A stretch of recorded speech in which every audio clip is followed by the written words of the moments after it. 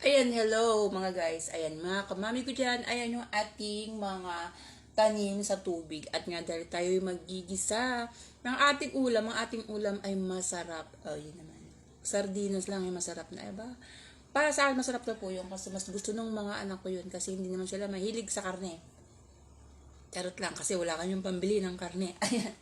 Ayan, magigisa tayo ng sardinas. Lalagyan lang natin dito kasi nga masyado na siyang mahaba. Ito. Ayun, oh, yan. Kaya, lalagay natin siya. Yan, di ba? Babawasan natin. Ayan. Tapos, ngayon, itong ating celery. Ayan, mga guys, napakita ko sa inyo. Ito yung ating celery. Natanggalin ko lang tong nabubulok-bulok na kanyang yan. Tapos, pinalitan ko rin siya ng tubig kanina. Oh, ayan, di ba? Ito yan. At ito naman mga guys ay yung luya. Yung luya ko mga guys, ang tagal lumabas ng kanyang pinakadahon. Pero ayan na siya, oh. Ito na. At ito pa siya, oh. Yan, malapit na siya ng lumabas yung pinakadahon ng luya. Ayan. At kaya ito, aanihin na natin yung ating bawang kasi sayang naman nasisira lang. Ayan. Lalagay doon natin sa ating magigisa lang tayo ng sardinas. Ayan. Tapos lalagyan natin siya ng sardinas natin. Ilalagyan natin ng napatawag doon sotanghon. Ayan. Okay na muna yung isa. Ayan. Ito lang. Okay na to. Mahal din to sa bayan. At ito na mga kamami. Dahil tayo magigisa ng sardinas. Ayan. Dahil ito lang kaya ng ating budget.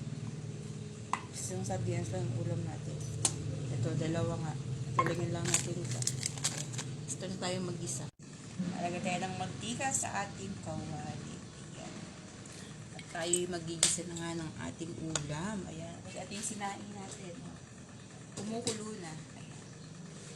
At syempre, habang tayo ay nagigisa, kapi tayo dyan mga kamami ko dyan. Ayan. Ito lang ang ulam namin.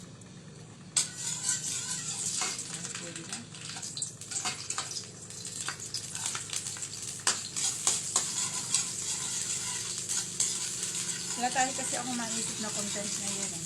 Kaya ito na lang. Kahit sardinas yan. Kahit sabihin nung iba dyan na sardinas na iko-content pa. Wala lang. Basta. Pakay mo. Charot lang. Peace po tayo. Peace.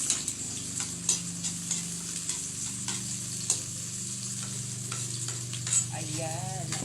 At yung ating tanim ay ating nagamit na. Kaya nga sabi, pag may tanim, may aanin. O, diba?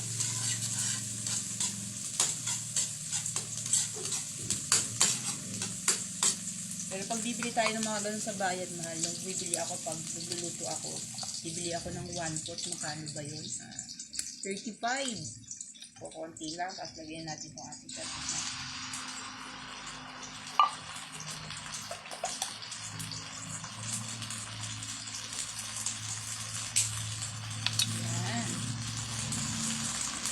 Bigyan natin siya ng water.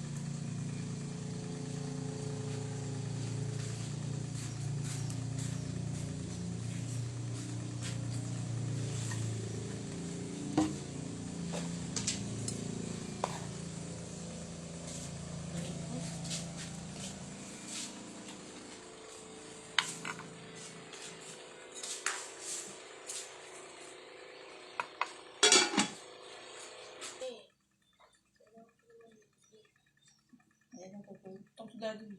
Daddy mo nag-resign. Bakit? Ginawa siyang pang umaga. Ha? Ginawa siyang pang umaga. Ano naman? Kaya yun.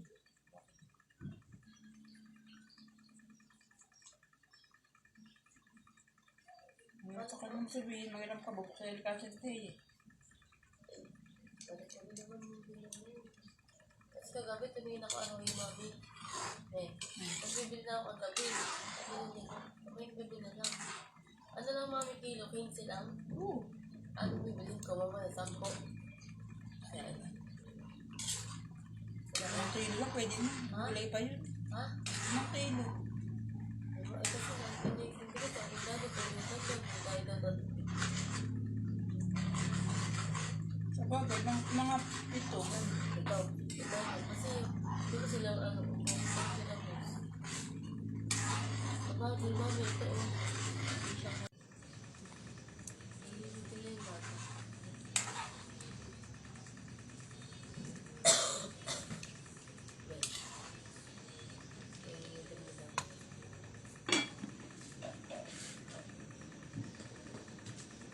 Delikado yun. Kasi naman pa yun. Lagi yun eh. Bago siya. Sandalian na, pinangalan. Ano kaya kasi naman? Mga sila sa amin na. Kasi lang kita rin nasa mga hospital sa amin. Kaki lang ang pinakamatindi. Ayun lang Sa yan. amin, kaya na, 4. Ako yun, Magkano ba? mga nakapera. Magkano?